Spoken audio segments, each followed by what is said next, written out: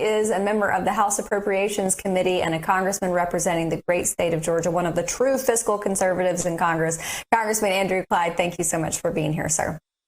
Well, thank you, Amanda. It's great to be with you this evening. I'm happy to have you, and I also am happy to send people over to your op-ed. Washington's disastrous spending habits were on full display yesterday. Sir, you voiced something in this article that I think a lot of people are nodding their heads and pounding their fists and standing and giving you a standing ovation over, because so often Republicans run for Congress and they say, I'm going to be a fiscal conservative. I'm going to be an economy hawk. I'm going to make sure we don't, increase the national debt. I'm going to balance the budget, yada, yada, yada. And then they get there.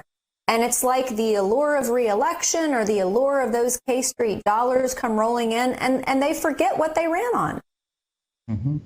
Yeah, I absolutely agree with you there, Amanda. People's voting records show their true colors and what they stand for. I stand for, as a fiscal conservative, for reducing the size of government, for reducing our spending. And that is not what this mega bus did or half omnibus did. It increased our spending. We got very, very few, very minor policy wins on it on the Republican side. And here we are promoting, again, more of Nancy Pelosi's policies and spending more money than we spent in FY23. This was a disaster. It was a complete capitulation by Republican leadership here. We surrendered, and I think I put out at least 52 of those surrenders on our Twitter feed.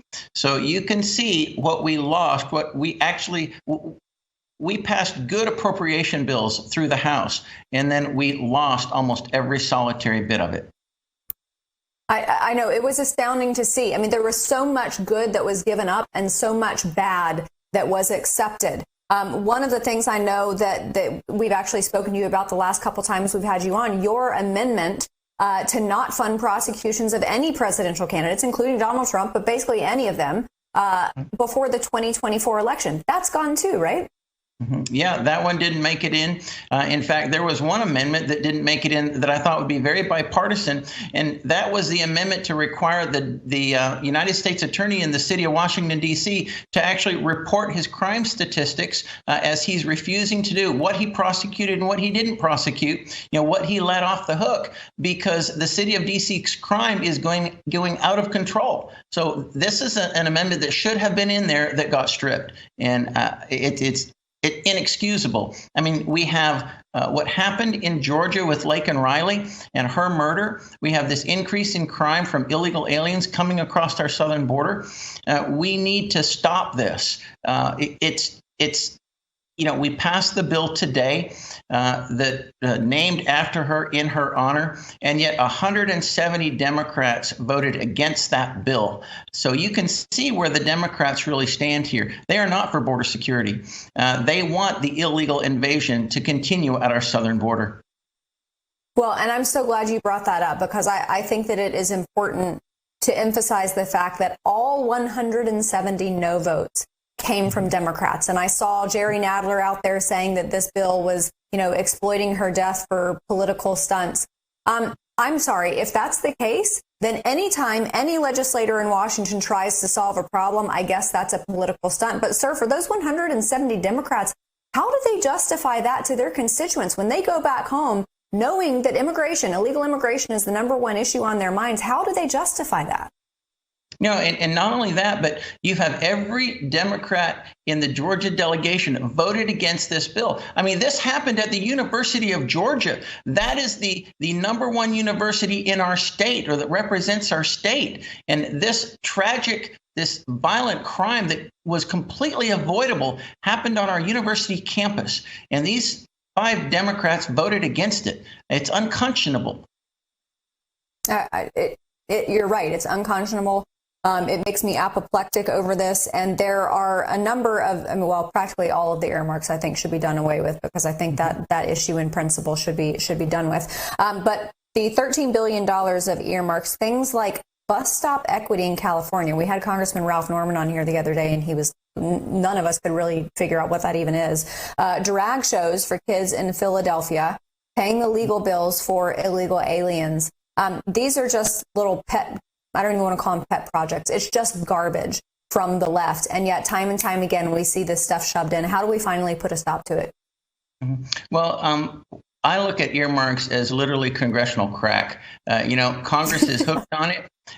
This is, or you could look at it as opium too, because opium really is OPM, or other people's money. And that's what Congress is hooked on spending. That's other people's money. You've got almost 7,000 earmarks totaling $12.7 billion. And the way that the earmarks work is that when a member of Congress gets maybe 2 or 3 earmarks into a bill, then they're basically locked in to vote for that bill, to vote for all the other earmarks that are in there. And it truly is a way to corrupt Congress, which is why earmarks are so bad and why I call them congressional crack. Is there a cancer in the way that Congress operates? Because I feel like, earmarks are akin to a lot of these other parliamentary issues of the process that allow things like this to happen. Is there a cancer that needs to be completely rooted out, as in, and I'm not saying like tear down the whole system altogether, but an entire reform to the way that Washington runs, at least on Capitol Hill? Well, we started that reform. You're right. There does need to be a reform. We started that reform back in January of 2023 during the speaker fight, requiring things like 72 hours for us to read a bill, requiring things like special order, a regular order, rather.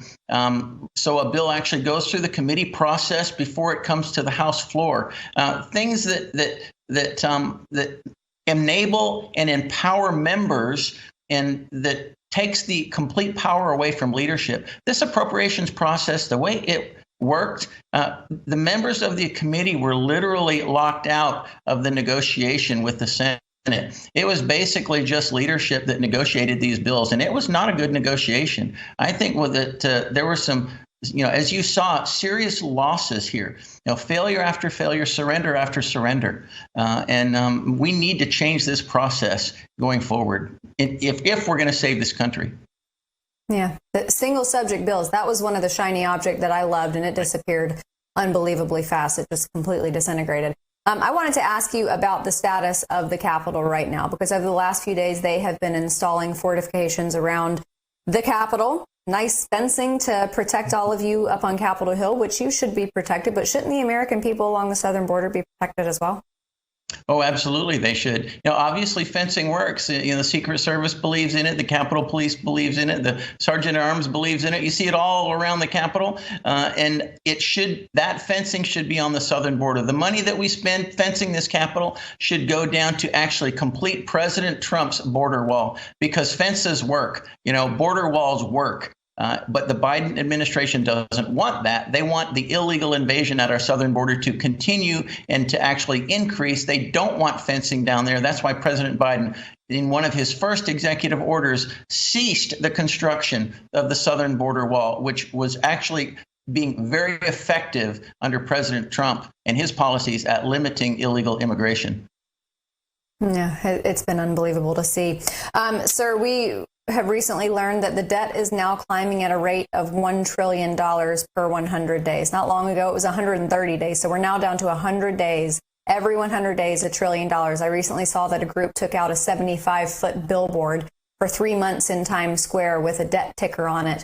And, I know that illegal immigration is the #1 issue on the minds of voters per the polls, but I have to believe that this spending, the out of control spending has got to be basically neck and neck right behind it. That's according to the op-ed that I did just a few days ago. Washington's worst kept secret is the fact that our debt is ballooning, just as you said, $1 trillion every approximately 100 days. That means over $3 trillion a year. This is completely unsustainable, Amanda. We are going to head over the fiscal cliff if we don't rein this in. But we have to start. The first step has to be stopping our out of control spending through the appropriations process. We showed just yesterday that we were not willing to do that. I hope in this next megabus or this next half omnibus that we take it more seriously. I'm not confident that's going to happen, but we have to do that. That's the step that must be taken, or we are going to cross this fiscal cliff very, very soon. Yeah, it has been terrifying to see. But, sir, it seems like every time you are out there tweeting or every time you do a media appearance, you are one of the few who is out there constantly fighting back against the perpetual spending. And there are so many Americans, especially in the state of Georgia, who love that and love that about you. And we appreciate you being that person on Capitol Hill, sir. Well, thank you, Amanda. Great to be with you as always.